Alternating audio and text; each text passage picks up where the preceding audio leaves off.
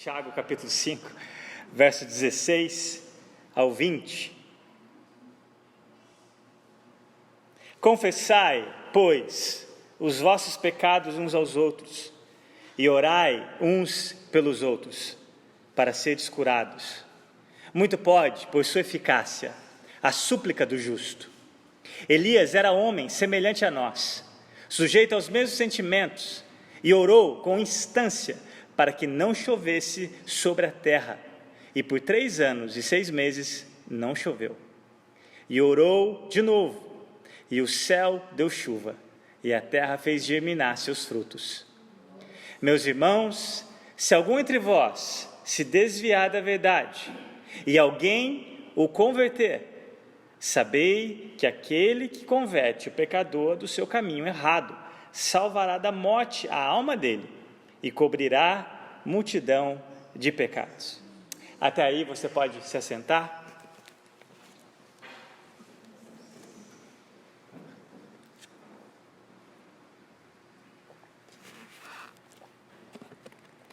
Nós vimos na semana passada os versos que antecederam a esses e a penúltima mensagem que nós pregamos. Hoje, como eu disse, a última mensagem nesse livro.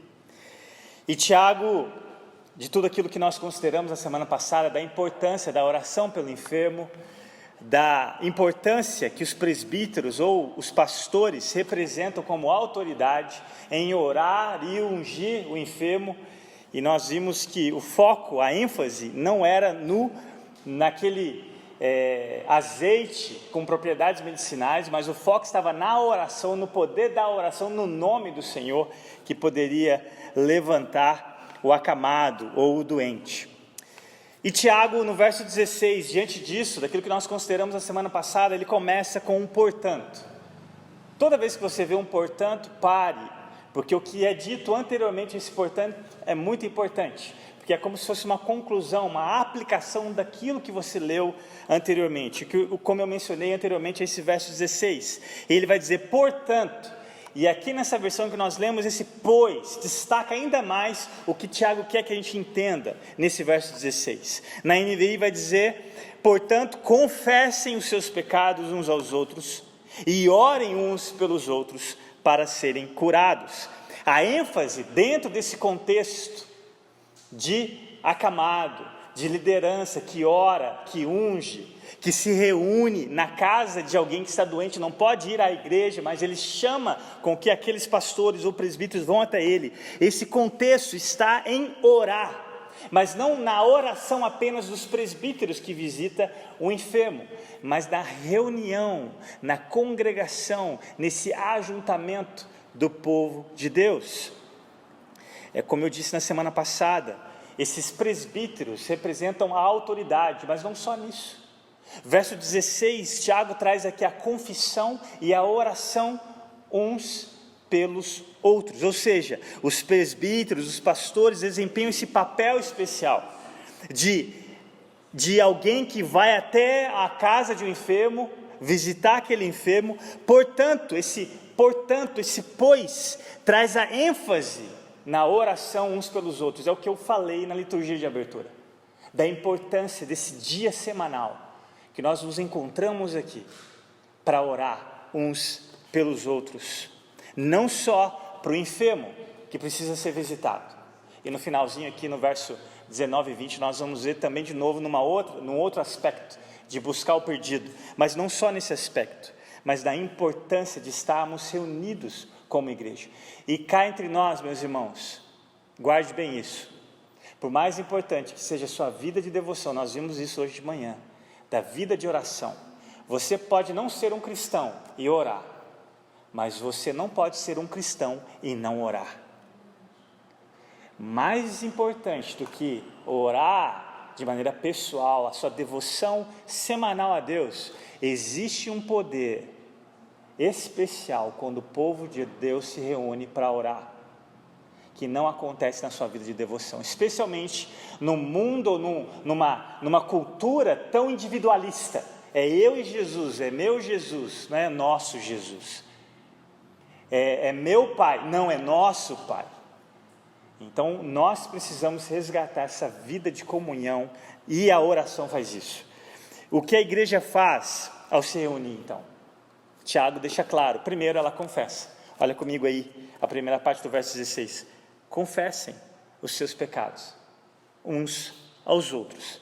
Meus irmãos, o pecado não confessado é o único empecilho entre você e Deus. É o que faz com que a oração seja ineficaz. A única coisa que nos separa de Deus é o pecado. Num contexto de marido, em contexto de esposa, de família, Pedro deixa isso claro. Se o marido não trata a esposa como Jesus, as suas orações são impedidas. As orações de um marido que não trata a sua esposa como é esperado que ele trate, como Cristo faz com a igreja, não passa do teto. Assim, a oração de uma igreja, quando reunida, não confessa os seus pecados.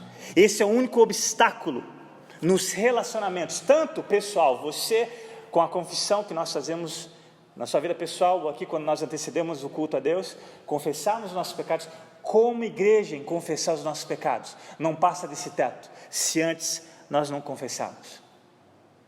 Não há oração, não só que Deus não ouça, porque Ele não é surdo, mas oração ouvida é oração respondida.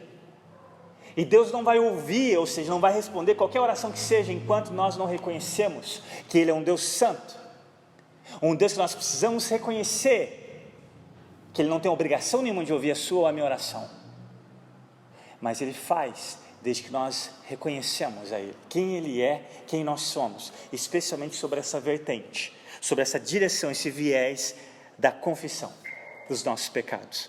E por trás de toda a igreja, meus irmãos, guarde bem isso, por trás de toda a igreja que se divide, por trás de toda a igreja que fecha suas portas, por trás de toda a igreja que morre, é porque não há pecados que foram confessados, abandonados e perdoados. Eu duvido que você olhe na história de qualquer igreja que dividiu, ou da história de qualquer igreja que fechou as portas, se você não vai encontrar pecados não confessados, pecados que não foram abandonados, pecados que muitas vezes não foi tratado junto à igreja, até mesmo na área da disciplina, que uma igreja verdadeira disciplina por amor os membros em pecado. Você vai ver que há pecados não confessados.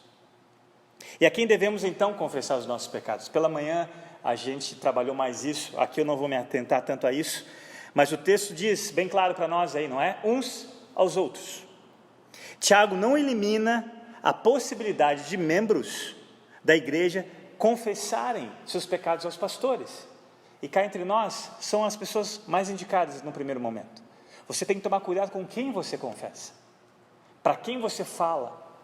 Essa pessoa precisa ter, primeiro, a confiança de que ela vai ser uma pessoa confidente.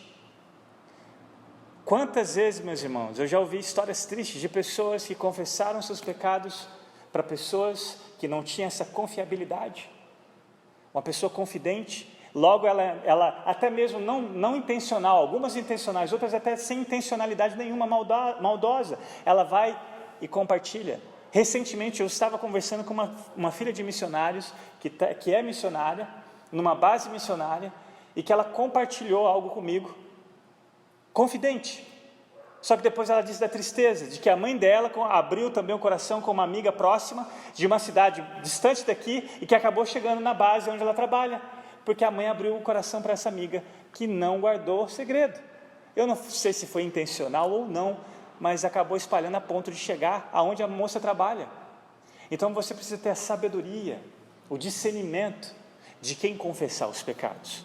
Então primeiro precisa ser lógico para um pastor, alguém que você confie, que é confidencial, e não só que você confie é confidencial, mas que você crê que ele vai ser instrumento de Deus para te ajudar nessa área. E nós vamos ver a importância disso aqui, especialmente nessa área do ser curados.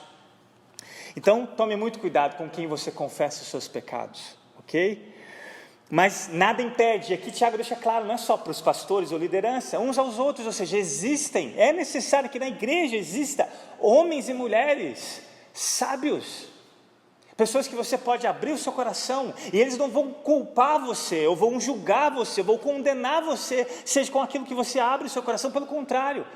Eles vão ser como lá em Hebreus capítulo 5, eles sabem que eles também são sujeitos a falhas, eles não são perfeitos, mas eles vão ouvir com graça, com amor, e vão orar, e vão aconselhar se necessário for, para te ajudar na caminhada cristã. É por isso que não existe igreja de uma só pessoa, é por isso que nenhum homem é uma ilha. Nós precisamos de gente, gente precisa de gente. Você não tem afinidade com todos, você não tem que ter, isso é normal em qualquer igreja, mas você precisa ter alguém na caminhada cristã. Você precisa ter alguém que você tenha essa empatia, alguém que você pode confiar o suficiente para confessar o seu pecado. Alguns pecados, meus irmãos, envolvem uma igreja toda. Às vezes é um pecado, como nós vimos até então dentro desse contexto, o pecado da fofoca, esse câncer que divide, esse câncer que destrói qualquer igreja, a fofoca.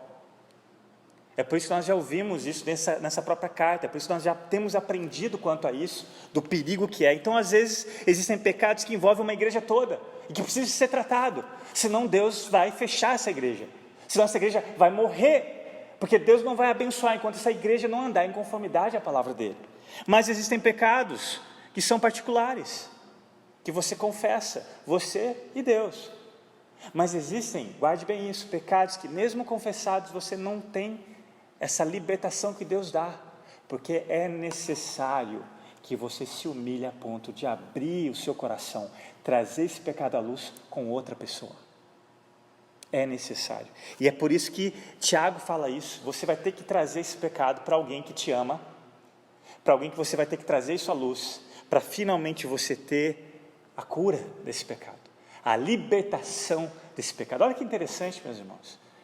Não seria só suficiente você confessar seus pecados com Deus, arrependido e pronto? Não, existe essa necessidade de você trazer à luz, confessar esse pecado para alguém, e aí essa pessoa orar por você, e finalmente você ter a graça e a misericórdia de Deus, em abandonar esse pecado e ser curado a esse respeito. E notem que depois de confessar os nossos pecados uns pelos outros, nós vemos aqui Tiago fala o quê?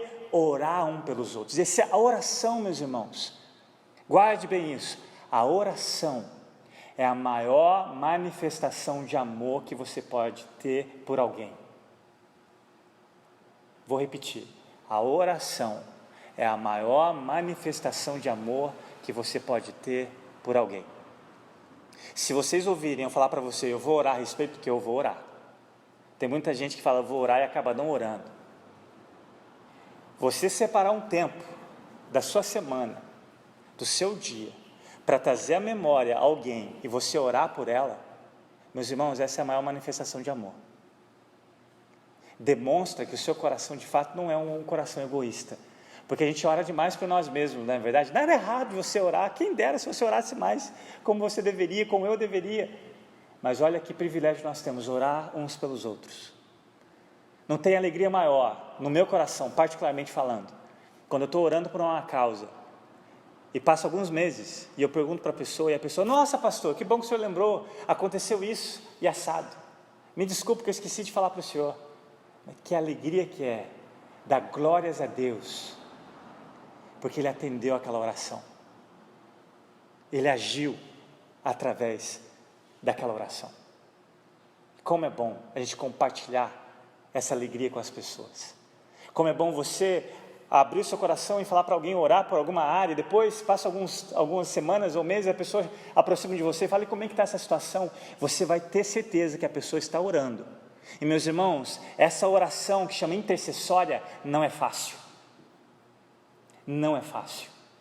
Primeiro exige amor, sacrificial. Quando você deixa de orar por você mesmo e ora pelo outro, você está imitando nada menos do que o próprio Jesus. O próprio Jesus. Se você olhar em Lucas, o evangelho que demonstra mais a vida de oração do nosso Salvador, você vai ver que a maioria das suas orações não era por Ele mesmo, era pelos outros. Não é fácil porque exige de nós esse amor sacrificial. Segundo, é uma batalha espiritual, meus irmãos. Você e eu não temos ideia disso. Você está entre a pessoa e Deus. E entre Deus e você existe um mover espiritual que você não enxerga, de tudo contra essa oração. Porque o que o diabo quer é não glorificar a Deus em qualquer resposta de oração. O diabo ele não está nem aí com o benefício da oração. Ele não quer que Deus receba a glória da resposta de qualquer benefício que essa oração traga. Especialmente quando você ora pela salvação de uma pessoa. E essa é a maior demonstração de amor. É lógico, você tem que orar por alguém que está acamado. Mas não se esqueça, olhe além da enfermidade. Clame a Deus pela salvação do enfermo. E semana passada nós vimos isso. Como Deus usa a enfermidade, pela sua graça e misericórdia, a levar alguém até mesmo ser salvo, através daquela enfermidade. Então nós oramos uns pelos outros. Você precisa orar uns pelos outros. Na sua oração diária, esqueça um pouco de você mesmo. Ame mais o seu próximo. Clame a Deus. Vocês se lembram de como que terminou o livro de Jó? Jó começou a interceder pelos seus amigos. E no fim ele tinha muito mais do que no começo. Olha que interessante esse texto. Jó intercedeu em favor dos seus amigos. Nós precisamos mais interceder em favor das pessoas, especialmente da família da fé. E no final desse verso, nós lemos a consequência disso. Para serem curados, sem confissão, sem arrependimento, não haverá cura. Sem confissão, sem arrependimento, não haverá libertação. Meus irmãos, é lógico que a gente lê muita coisa, a gente aprende muita coisa, mas até hoje eu não conheço nenhuma igreja que não confessou, que não se arrependeu e que foi abençoada, e que produziu fruto, e que Deus abençoou. Não existe, não existe. Nós precisamos dessa cura. Nós precisamos clamar a Deus misericórdia. Se isso não acontecer, meus irmãos, nenhuma igreja terá a verdadeira vida de Deus em seus membros. Se essa seiva da videira verdadeira não correr na vida dos seus membros, nesses galhos de João capítulo 15, esses galhos não vão produzir fruto algum. Isso é muito sério. Fruto algum. Olha o que diz 2 Crônicas 7,14, vou ler para vocês. Tem uma condição aqui, ou seja, se não fizer isso, não tem outro caminho. Olha a condição: se o meu povo,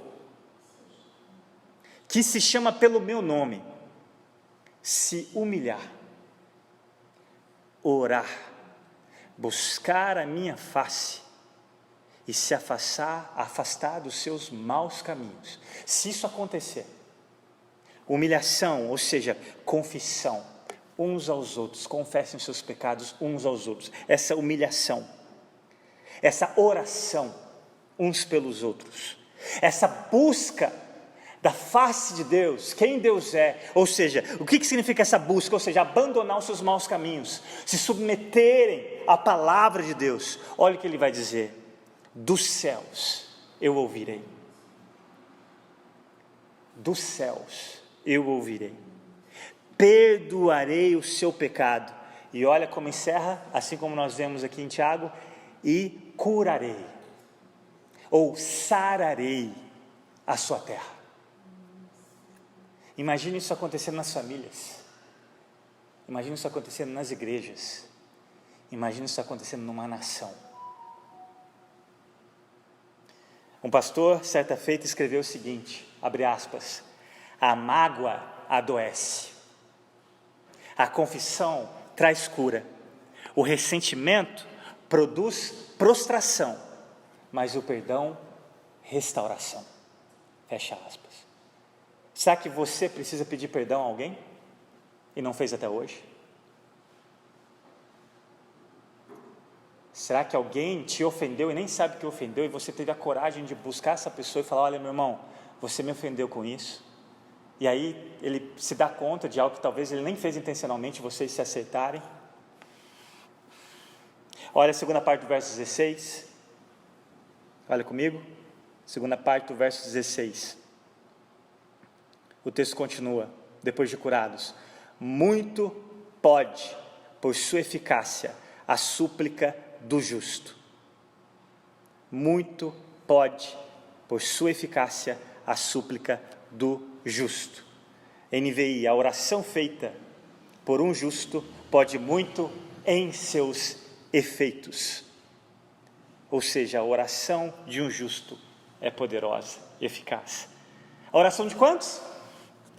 Quantos?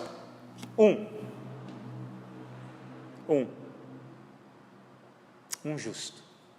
Apenas um justo. Ezequiel 22:30. Olha o peso desse texto, meus irmãos. Olha o peso desse texto em relação à oração intercessória. Diz assim a palavra, Ezequiel 22:30. Deus falando, Deus procurando. Procurei entre eles um homem que erguesse o muro e se pusesse na brecha diante de mim em favor da terra. Deus procurando uma só pessoa que se dedicasse na brecha da oração e interceder de novo entre o povo ou uma terra a ser destruída e esse Deus que é misericordioso. Uma pessoa, e o texto continua dizendo assim, para que eu não a destruísse, mas não encontrei nem um só. Nem um só. A oração de um justo, meus irmãos, seria suficiente para que não houvesse a destruição daquela terra. Vocês se lembram quando Abraão intercedeu em favor de Sodoma e Gomorra? Era um homem só intercedendo. E Deus ouviu a oração dele. Embora não tinha muitos justos lá, embora a condenação foi inevitável, mas ele salvou Ló e alguns parentes. Porque Abraão intercedeu em favor do seu sobrinho Ló. Olha que interessante, o próprio Deus procurando pessoas que se coloquem diante dele, na brecha, intercedendo em favor de qualquer causa, do bem do homem e da glória de Deus. A oração de um justo, meus irmãos, é suficiente. O justo, o que é o justo aqui no texto? O justo é qualquer pessoa cujos pecados foram perdoados, graças à infinita misericórdia desse Deus, que ama perdoar. Deus não tem prazer na morte de um ímpio. O prazer de Deus é ver o sangue do seu Filho sendo dignificado na salvação de um ímpio. Esse é o prazer de Deus. Esse é o prazer de Deus. E aí ele faz esses ímpios justos, perdoados, graças à obra de um só justo, Cristo Jesus, o Messias. E Tiago vai trazer um exemplo aqui para nós no verso 17, não é verdade? Olha aí comigo, verso 17. Elias era um homem semelhante a nós, sujeitos aos mesmos sentimentos, e orou com instância para que não chovesse sobre a terra, e por 3 anos e 6 meses não choveu. Verso 18, e orou de novo, e o céu deu chuva, e a terra fez germinar seus frutos. Tiago traz um exemplo para nós, muito conhecido na época, e que talvez você também conheça acerca de Elias, mas eu quero trazer a sua memória de outros também, outros justos. Vocês sabiam que Josué, lá em Josué no capítulo 10, dos versos 12 e versos 13, vocês sabiam que Josué orou, e Deus fez com que o sol parasse? Você sabe o que significa fazer o sol parar, meus irmãos? É fazer a terra parar de girar. Já pensou nisso? Você orar a ponto de Deus fazer a terra parar de girar? Cientificamente falando, se a terra para de girar, a nossa galáxia entra em caos. Entra em caos. Tudo sai de órbita do seu curso normal. Só Deus pode fazer um negócio desse. E Ele fez. Eu não preciso e nem quero, mas só para um detalhe aqui, um adendo acadêmico. Vocês sabiam que já fizeram um estudo, desde quando a Terra foi criada, dos seus 6.000 anos, que falta 24 horas? Por que será que falta 24 horas, né? Porque um dia a Terra parou, meus irmãos, graças à oração de uma pessoa. Vocês sabiam que Eliseu orou e o filho de uma sunamita voltou à vida. Você sabia que um dia Ezequiel orou, um homem orou, e 185 mil soldados foram mortos por um anjo?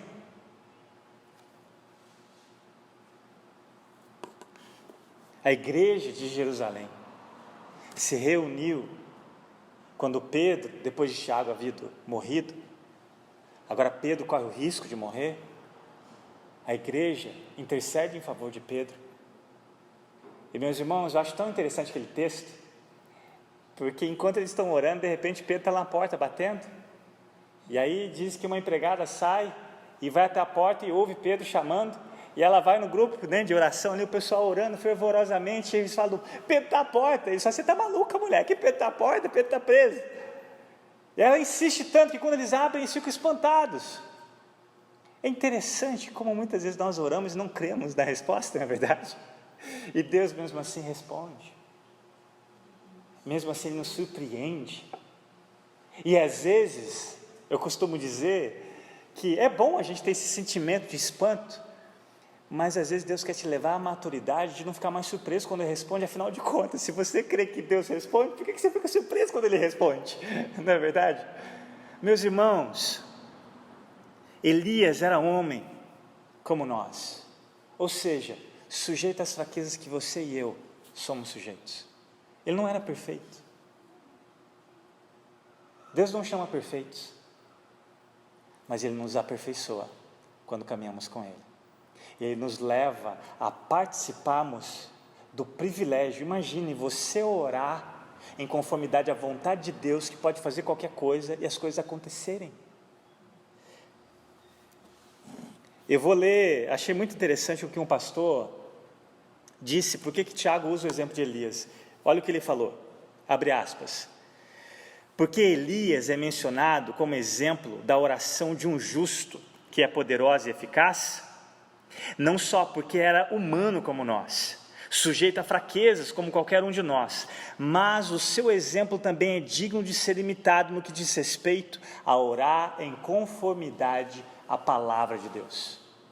Ou seja, se você, fecha aspas, se você conhece a palavra de Deus, a vontade dele revelada em sua palavra, e se você ora em conformidade a isso, é óbvio que Deus responde. E aqui nós vimos que Deus orou, porque Deus já havia, Elias orou a Deus para que não chovesse, porque essa era a vontade de Deus, que não chovesse. E depois Elias orou fervorosamente, no texto, na sua versão aqui, com eficácia, né? Elias, semelhante a nós, sujeito a mesmos sentimentos, orou com instância. Na NVI fala fervorosamente. Ele orou fervorosamente porque ele sabia que a vontade de Deus era mandar chuva depois, mesmo que de longe tinha uma nuvem menor do que a mão de um homem, mas ele sabia que era um sinal, que Deus iria fazer de novo chover. A pergunta não seria, meus irmãos, caminhando para a conclusão, se você ora. A pergunta é se você conhece a vontade de Deus a respeito do que você está orando. E isso ajuda muito, porque que muitas das suas orações ainda não são respondidas. E se você crê o suficiente a ponto de orar fervorosamente até que a vontade de Deus seja cumprida, se você crê que é a vontade de Deus, e se você ora sabendo que Deus ouve, por que não orar até Ele fazer? Muitos cristãos estavam próximos de receber qualquer bênção que fosse em conformidade à vontade de Deus, não recebeu porque eles não oraram o suficiente. E Deus não anula a nossa responsabilidade. Ele não vai fazer a sua parte por você, embora Ele te dê a condição até mesmo da sua parte. Eu particularmente creio que muitos noticiários, guarde bem o que eu vou te dizer, eu acredito que muitos noticiários que você lê ou assiste na TV, não é da vontade de Deus que aconteça. Atrocidades. Semana passada nós vimos, aquele caso da professora que foi assassinada por um aluno. E não foi só um caso, teve um outro também. Eu acredito que muitas das coisas que você lê e que você assiste não é da vontade de Deus. Mas também acredito que se nós orássemos com mais fervor, orássemos com mais frequência, nós mudaríamos os noticiários, nós influenciaríamos os noticiários. Eu não estou dizendo que Deus não é soberano até mesmo sobre a maldade, não é isso, mas muita dessa maldade que Deus não gostaria que acontecesse, porque tudo isso é consequência do pecado, nós influenciaríamos as notícias, e nós lamentaríamos muito menos por qualquer atrocidade que você lê ou assiste. Eu creio, meus irmãos, eu creio, todas as vezes que eu venho aqui nas quartas e reúno com as pessoas que aqui estão, eu creio, embora nós não vemos isso, mas eu creio que um dia a gente vai poder olhar para trás e ver que nós contribuímos, especialmente quando nós clamamos aqui em favor dos nossos irmãos perseguidos, em favor de muitos que não têm o privilégio que eu e você temos, dessas portas abertas, e de ninguém entrar aqui e nos fuzilar, mas muitos cristãos sofrem por isso.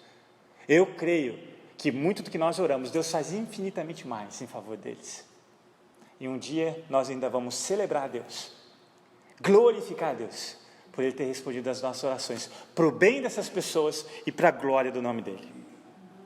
E eu queria encerrar perguntando para você, se você realmente conhece esse poder e a eficácia da oração de um filho de Deus.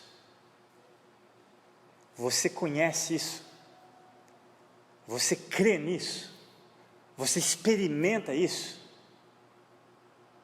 Olha o que João Crisóstomo, um dos pais da igreja, escreveu. Olha a profundidade, a beleza do que ele escreveu acerca do poder e da eficácia da oração. Olha o que ele disse: a potência da oração subjugou a força do fogo, refreou, aqui ele está falando dos amigos de Daniel, né, que foram lançados na fornalha. Ele diz assim: a potência da oração subjugou a força do fogo, refreou a fúria dos leões, silenciou a anarquia para descansar, extinguiu guerras, apaziguou os elementos, expulsou demônios, rompeu as correntes da morte, expandiu os destinos do céu, amenizou doenças, dissipou fraudes, resgatou cidades da destruição, manteve o sol em seu curso e deteve o progresso do raio. Aqui abre aspas nela, ou seja, na oração, uma panóplia totalmente suficiente, um tesouro inalterado, uma mina que nunca se esgota, um céu não obscurecido pelas nuvens, um céu imperturbável pela tempestade. É a raiz, a fonte, a mãe de 1000 bênçãos. Meus irmãos, se nós conhecêssemos, como esse homem escreveu, o poder da oração, a eficácia da oração, nós orávamos mais. E finalizando, olha o verso 19 e 20. Verso 19 e 20. Aqui, concluindo, mudando um pouco de assunto, ele diz: meus irmãos, se algum entre vós se desviar da verdade e alguém o converter, sabei que aquele que converte o pecador do seu caminho errado, salvará da morte a alma dele e cobrirá multidão de pecados. Nesses 2 últimos versos, Tiago ressalta a responsabilidade dessa reunião dos irmãos, não só para orar pelo enfermo, não só para confessar pecados, não só para orar uns pelos outros, mas também em resgatar os desviados. Aqui é o papel da igreja, não só do pastor, de ir em busca do desviado, mas da igreja, é uma responsabilidade de toda a igreja. Nós não apenas confessamos juntos os nossos pecados, nós não apenas oramos juntos uns pelos outros, nós exercitamos essa condição que a igreja presta em favor do desviado. Notem no início do versículo, ele diz: se alguém de nós, ou seja, dentro da igreja, se alguém de nós, ou entre vocês, se desviar da verdade, ou seja, esse desvio, seja por escolha própria, ou por algo que a igreja participou nisso. E aqui eu entro num assunto muito conhecido dos feridos pela igreja. Quantas pessoas, meus irmãos, não frequentam mais, não só a nossa igreja, mas tantas outras igrejas, porque são feridos? Pessoas que sofreram, seja pela fofoca, ou seja pela disciplina mal aplicada, ou seja pela insensibilidade da liderança ou de qualquer membro, a pessoa não está mais na igreja. Os feridos pela igreja. Eu quero dizer algo bem prático. Quando eu cheguei em Anápolis, uma das primeiras coisas que eu fiz foi pegar uma lista que nós levantamos de 40 pessoas que nos últimos anos não vinham mais à igreja. 40 pessoas, mais de 40 pessoas. Eu não lembro o número exato, eu sei que eram mais de 40 pessoas. Sabe o que eu fiz? Eu fui na casa de todos, e alguns até no emprego deles, porque dependendo do horário, eles não me receberiam em casa por causa do horário que eles tinham. Eu fui atrás de todos. Aqueles que estavam em qualquer outra igreja, eu falei assim, continue lá. Meu intuito não é chamar você para sair de lá, não, continue lá. Que Deus te abençoe. Se for uma igreja séria, continue. Outros que não estavam em nenhum lugar, eu chamava para que eles voltassem. Muitos, a maioria não voltou. E a gente respeita. Mas, meus irmãos, quantos deles se queixavam? Quantos deles falavam dessas feridas que a nossa igreja causou? E aqui, meus irmãos, muitos, como eu disse, já estavam em algumas igrejas, outros não estavam em nenhum lugar, e alguns não queriam voltar por questões pessoais. Nós sabemos, guarde bem isso, nós sabemos que no fim dos tempos, muitos iriam se apostatar da fé. Muitos que diziam ser cristãos, na verdade nunca foram. Lá em 1 João 2,19 diz isso, olha só o que está escrito. Eles saíram do nosso meio, mas na realidade não eram dos nossos, pois se fossem dos nossos, teriam permanecido conosco. O fato de terem saído mostra que nenhum deles era dos nossos. Então algumas pessoas que saíram da nossa igreja e hoje estão em outra igreja, talvez é um bom sinal, porque quando ele fala dos nossos aqui é da igreja, não é da IPI, não é da Batista, não é da Metodista, é da igreja de Jesus. O fato de uma pessoa sair de uma denominação não significa que ele saiu da igreja de Jesus. Ele pode estar hoje em qualquer outra denominação. Isso já é um bom sinal, que ele realmente pertence a Cristo. Mas outros nunca pertenceram a Jesus. Mas, meus irmãos, será que nós não podemos ter a humildade? E aqui a minha oração é que o Espírito Santo quebranta você, quebrante a mim, de termos a humildade de reconhecer que talvez nós temos essa parcela na vida daqueles que hoje não estão mais aqui, na vida de muitos desses bancos vazios. Será que nós poderíamos ter essa humildade de nos humilhar diante de Deus e falar assim, Pai, nos perdoe, porque nós não amamos como deveríamos. Me perdoe se eu fui a causa do tropeço na vida de alguém. Será que nós um dia podemos reconhecer isso? Eu quero encerrar lendo as palavras de William Washington. É um poema. E ele diz o seguinte no poema: o cativo libertar, o perdido a Deus trazer, o caminho da vida e da paz ensinar, é semelhante a Cristo ser. Que Deus tenha misericórdia de nós. Que nós sejamos uma igreja que as pessoas amam estar aqui. Que nós sejamos uma igreja que receba as pessoas e que nós venhamos a sacrificar o que for necessário por amor a essas pessoas. E se um dia elas saírem daqui, que não seja por culpa sua ou minha, mas que possa ser talvez porque elas nunca foram uma das nossas. Que Deus tenha misericórdia de nós.